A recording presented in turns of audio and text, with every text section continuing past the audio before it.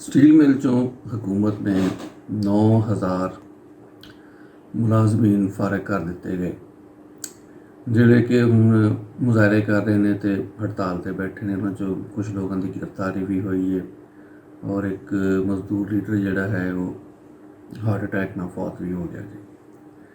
ਇਹਦੇ ਉੱਤੇ ਤੁਸੀਂ ਮੁxtਲਿਫ ਟਾਕ ਸ਼ੋਜ਼ ਦੇਖੇ ਹੋਣੇ ਆ, ਮੁxtਲਿਫ ਆਰਾ ਤੁਹਾਡੇ ਸਾਹਮਣੇ ਆਈਆਂ ਹੋਈਆਂ ਵਾ। ਹਰ ਬੰਦਾ ਆਪਣੀ ਆਪਣੀ ਗੱਲ ਕਰ ਰਿਹਾ ਤੇ ਇਹਦੇ ਵਿੱਚ ਇੱਕ ਟਵੀਟ ਡੌਨ ਦੀ ਨਿਊਜ਼ ਐਂਕਰ ਮੈਡਮ ਮਹਿਰ ਬੁਖਾਰੀ ਸਾਹਿਬਾ ਨੇ ਵੀ ਕੀਤੀ ਹੈ ਤੇ ਉਹ ਟਵੀਟ ਵਿੱਚ ਕਹਿੰਦੀਆਂ ਨੇ ਕਿ Steel mills is the largest single public sector liability on the government, with losses of billions largely due to overstaffing and capacity underutilization. Only three options to address: sell, shut down, or improve. Firing of overstaffed employees useful under all three options. So, reasonable step. ਯਾਨੀ ਉਹ ਇਹ ਕਹਿੰਦੀਆਂ ਨੇ ਕਿ steel ਮਿਲ ਜਿਹੜੀ ਹੈਗੀ ਆ ਉਹ ਹਕੂਮਤ ਦੇ ਗਲੇ ਦਾ ਇੱਕ ਪੱਥਰ ਬਣੀ ਹੋਈ ਸੀ ਔਰ ਅਰਬਾਂ ਦਾ ਉਹਨੂੰ ਨੁਕਸਾਨ ਹੋ ਰਿਹਾ ਸੀ ਔਰ ਇਹਦਾ ਇੱਕੋ ਹੀ ਹੱਲ ਸੀਗਾ ਕਿ ਤੁਸੀਂ ਜਿਹੜੇ ਜ਼ਿਆਦਾ ਮੁਲਾਜ਼ਮੀਨ ਹੈਗੇ ਨੇ ਉਹਨਾਂ ਨੂੰ ਫਰਕ ਕਰ ਦਿਓ ਅਤੇ ਇਹਦੇ ਇਲਾਵਾ ਇਹਨੂੰ ਸੇਲ ਕਰ ਦਿਓ ਅਤੇ ਤੀਸਰੀ ਆਪਸ਼ਨ ਜੋ ਵੀ ਤੁਸੀਂ ਲਓ ਉਹਦੇ ਵਿੱਚ ਤੁਹਾਨੂੰ ਇਹ ਜਿਹੜੇ ਜ਼ਿਆਦਾ ਮੁਲਾਜ਼ਮੀਨ ਸੀਗੇ ਇਹ ਫਰਕ ਕਰਨੇ ਹੀ ਕਰਨੇ ਸੀ ਤੁਸੀਂ ਔਰ ਹਕੂਮਤ ਨੇ ਠੀਕ ਕੀਤਾ। ਜਦ ਵੀ ਇੱਥੇ ਕੋਈ ਮਸਲਾ ਹੁੰਦਾ ਵਾ ਹਕੂਮਤ ਦਾ, ਵਰਕਰਸ ਦਾ ਅਤੇ ਉਹਦੇ ਨਾਲ ਅੱਲਾ ਤੁਹਾਡਾ ਭਲਾ ਕਰੇ ਸਰਮਾਇਆਦਾਰ ਦਾ, ਸੇਠ ਦਾ ਜਾਂ ਵਰਕਰ ਦਾ। ਕਰੋਨਾ ਦੇ ਦਿਨਾਂ ਦੇ ਵਿੱਚ ਤੁਸੀਂ ਇਹ ਖਬਰਾਂ ਆਉਣੀਆਂ ਸ਼ੁਰੂ ਹੋ ਚੁੱਕੀਆਂ ਨੇ ਜਿਹੜੀਆਂ ਤੁਹਾਨੂੰ ਮੇਨ ਸਟ੍ਰੀਮ ਮੀਡੀਆ 'ਤੇ ਨਜ਼ਰ ਨਹੀਂ ਆਉਂਦੀਆਂ ਕਿ ਬਹੁਤ ਸਾਰਾ ਵਰਕਰ ਜਿਹੜਾ ਹੈਗਾ ਵਾ ਉਹ ਨੌਕਰੀ ਤੋਂ ਕੱਢ ਦਿੱਤਾ ਗਿਆ ਵਾ। ਮੇਅਰ ਸਾਹਿਬਾ ਕੋਈ ਨਵੀਂ ਗੱਲ ਨਹੀਂ ਕਰ ਰਹੀਆਂ। ਜੋ ਸੇਠ ਦਾ ਮੀਡੀਆ ਵਾ, ਜੋ ਸਰਮਾਇਆਦਾਰ ਮੀਡੀਆ ਵਾ, ਉਹਦਾ ਮਕਸਦ ਹੀ ਇਹ ਆ ਕਿ ਜਿਹੜੀ ਮਜ਼ਦੂਰਾਂ ਦੀ ਤਹਿਰੀਕ ਆ ਜਾਂ ਜਿਹੜੀ ਮਜ਼ਦੂਰਾਂ ਦੀਆਂ ਮੰਗ ਨੇ ਜੋ ਉਹ ਮੰਗ ਰਹੇ ਆ ਉਹਨਾਂ ਨੂੰ ਇਸ ਤਰ੍ਹਾਂ ਪੇਸ਼ ਕਰਨਾ ਕਿ ਜਿਸ ਤਰ੍ਹਾਂ ਉਹ ਸੁਸਾਇਟੀ ਔਰ ਮੁਆਸ਼ਰੇ ਦੇ ਖਿਲਾਫ ਕੋਈ ਜੁਰਮ ਹੈ। ਮੈਂ ਉਹਦੇ ਉੱਤੇ ਦੇਖ ਰਿਹਾ ਸੀ ਇਹ ਕਿਤਾਬ ਹੈ ਕ੍ਰਿਸਟੋਫਰ ਮਾਰਟਨ ਦੀ ਫਰੇਮਡ, ਯਾਨੀ ਲੇਬਰ ਐਂਡ ਕਾਰਪੋਰੇਟ ਮੀਡੀਆ। ਯਾਨੀ ਕਿ ਕਾਰਪੋਰੇਟ ਮੀਡੀਆ ਦੇ ਵਿੱਚ ਜਿਹੜੀ ਲੇਬਰ ਆ ਮੀਡੀਆ ਉਹਨੂੰ ਕਿਸ ਤਰ੍ਹਾਂ ਫਰੇਮ ਕਰਦਾ ਵਾ। ਇਹਦੇ ਵਿੱਚੋਂ ਇੱਕ ਛੋਟਾ ਜਿਹਾ ਇਕਤਬਾਸ ਮੈਂ ਤੁਹਾਡੀ ਖਿਦਮਤ 'ਚ ਪੇਸ਼ ਕਰਦਾ ਵਾਂ। Whenever it comes to showdown between labour and the capital, the press is openly or secretly for capital and this no matter how liberal the press may pretend to be। ਯਾਨੀ ਕਿ ਸਰਮਾਇਆਦਾਰੀ ਦੀ ਔਰ ਮਜ਼ਦੂਰ ਦੀ ਜਦੋਂ ਵੀ ਜੰਗ ਹੁੰਦੀ ਆ ਉਹਦੇ ਵਿੱਚ ਪ੍ਰੈਸ ਖੁਫੀਆ ਤੌਰ 'ਤੇ ਜਾਂ ਖੁੱਲ੍ਹਮ ਖੁੱਲ੍ਹਾ ਉਹ ਹਮੇਸ਼ਾ ਸਰਮਾਇਆਦਾਰ ਦੇ ਨਾਲ ਰਹੇਗਾ ਅਤੇ ਮਜ਼ਦੂਰਾਂ ਦੇ ਖਿਲਾਫ ਰਹੇਗਾ ਔਰ ਉਹ ਇਹ ਵੀ ਦਿਖਾਵਾ ਕਰੇਗਾ ਕਿ ਜੀ ਅਸੀਂ ਬੜੇ ਲਿਬਰਲ ਹੈਗੇ ਉਸ ਤਰ੍ਹਾਂ ਸਾਰੀਆਂ ਜਿਹੜੀਆਂ ਓਪੀਨੀਅਨਸ ਹੈਗੀਆਂ ਉਹ ਛਾਪਦੇ ਆ। ਅਤੇ ਲੇਕਿਨ ਉਹ ਜਿਸ ਤਰ੍ਹਾਂ ਉਹਨੂੰ ਫਰੇਮ ਕਰੇਗਾ, ਉਹ ਫਰੇਮ ਕਰਨ ਦਾ ਜਿਹੜਾ ਤਰੀਕਾ ਹੋਏਗਾ ਉਹਦੇ ਵਿੱਚ ਸਾਡੇ ਵਰਗੇ ਆਮ ਬੰਦੇ ਨੂੰ ਪਤਾ ਹੀ ਨਹੀਂ ਲੱਗਣ ਲਏਗਾ ਕਿ ਉਹ ਸਿਰਫ ਔਰ ਸਿਰਫ ਸੇਠ ਦੇ ਹੱਕ ਵਿੱਚ ਗੱਲ ਕਰ ਰਿਹਾ ਔਰ ਤਰੀਕੇ ਦੇ ਨਾਲ ਉਹ ਮਜ਼ਦੂਰਾਂ ਨੂੰ ਸਾਈਡ 'ਤੇ ਕਰ ਦਿੱਤਾ ਜਾਏਗਾ। ਹੁਣ ਅਸੀਂ ਕਿਤਾਬ ਦੇ ਵਿੱਚ ਉਹ 5 ਫਰੇਮ ਸਾਨੂੰ ਦਿੰਦਾ ਵਾ ਕਿ ਤੁਸੀਂ ਜਿਹੜਾ ਮਜ਼ਦੂਰ ਅਤੇ ਮੀਡੀਆ ਹੈਗਾ ਵਾ ਉਹ ਕਿਸ ਤਰ੍ਹਾਂ ਕਰਦਾ। ਉਹ 'ਚ ਇੱਕ ਫਰੇਮ ਆ ਕੰਜ਼ਿਊਮਰ ਇਜ਼ ਕਿੰਗ, ਯਾਨੀ ਮੀਡੀਆ ਇਹ ਕਹਿੰਦਾ ਵਾ ਕਿ ਤੁਹਾਡਾ ਖਰੀਦਦਾਰ ਜਿਹੜਾ ਹੈਗਾ, ਜਿਹੜਾ ਤੁਹਾਡੇ ਕੋਲ ਇਨਫੋਰਮੇਸ਼ਨ ਲੈ ਰਿਹਾ ਵਾ ਉਹੀ ਬਾਦਸ਼ਾਹ ਜੇ ਅਤੇ ਅਸੀਂ ਉਹਨੂੰ ਖੁਸ਼ ਕਰਨਾ ਜੇ। ਅਤੇ ਉਹਦੇ ਬਾਅਦ ਅਸੀਂ ਉਹਨੂੰ ਦੱਸਣਾ ਵਾ ਕਿ ਜਿਹੜਾ ਫੈਕਟਰੀ ਵਿੱਚ ਕੰਮ ਹੋ ਰਿਹਾ ਵਾ ਤੇਰੀ ਗੱਲ ਸਿਰਫ ਪ੍ਰੋਡਕਟ ਨਾ ਹੋਣੀ ਚਾਹੀਦੀ ਹੈ।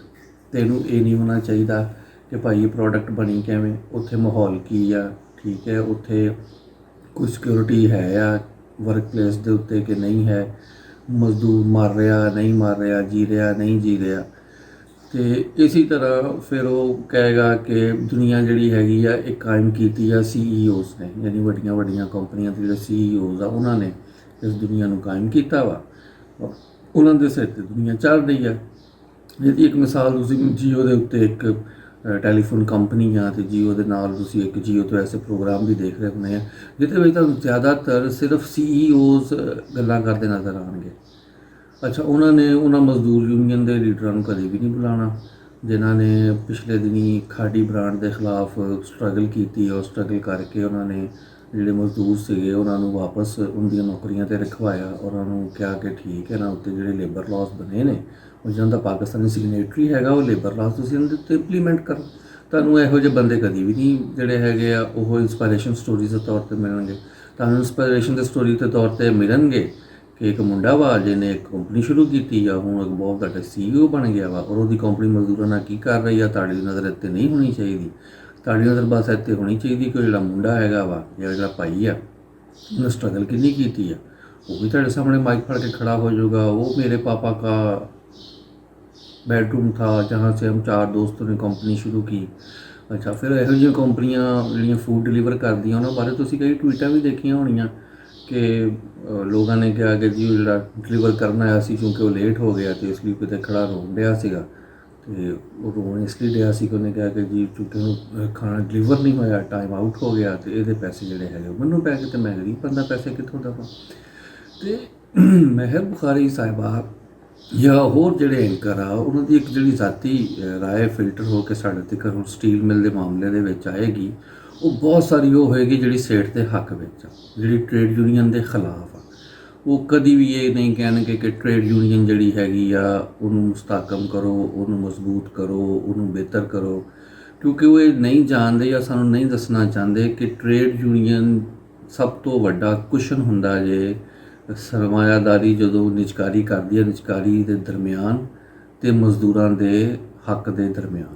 ਕਿਉਂਕਿ ਟ੍ਰੇਡ ਯੂਨੀਅਨ ਹੀ ਹੁੰਦੀ ਆ ਜਿਹੜੀ ਮਜ਼ਦੂਰਾਂ ਨੂੰ ਬਿਹਤਰ ਬਾਰਗੇਨ ਪੋਜੀਸ਼ਨ ਦੇ ਉੱਤੇ ਲੈ ਕੇ ਜਾਂਦੀ ਹੈ ਅਤੇ ਬਿਹਤਰ ਉਹਨਾਂ ਨੂੰ ਉਹਦਾ ਹੱਕ ਦਵਾ ਸਕਦੀ ਹੈ।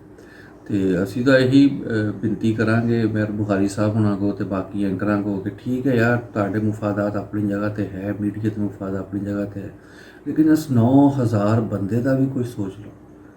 ਇਹਨਾਂ ਦੇ ਵੀ ਘਰ ਚੁੱਲ੍ਹੇ ਜਲਨੇ ਆ, ਇਹਨਾਂ ਦੇ ਬੱਚਿਆਂ ਦੇ ਵੀ ਕੁਝ ਡਰੀਮਸ ਹੈਗੇ ਆ। ਅਗਰ ਮਸਲਾ ਓਵਰ ਸਟਾਫਿੰਗ ਦਾ ਤਾਂ ਨਹੀਂ ਹੈਗਾ ਇਹਦੇ ਵਿੱਚ ਸਟੀਲ ਮਿਲਸ ਵਿੱਚ, ਤੁਸੀਂ ਇਹਨੂੰ ਮਜ਼ਦੂਰਾਂ ਦੇ ਜਮਹੂਰੀ ਕੰਟਰੋਲ 'ਚ ਦੇ ਦਿਓ। ਤੁਸੀਂ 9000 ਮੁਲਾਜ਼ਮੀਨ ਨੂੰ ਕਹੋ ਕਿ ਭਾਈ ਇਹ ਸਟੀਲ ਮਿਲ ਆ, ਇਹ ਤੁਸੀਂ ਹੋ, ਠੀਕ ਹੈ, ਇਹ ਅਸੀਂ ਤੁਹਾਨੂੰ ਚਲਾਉਣ ਲਈ ਪਹਿਲੀ ਅਮਾਊਂਟ ਦੇ ਰਹੇ ਹਾਂ।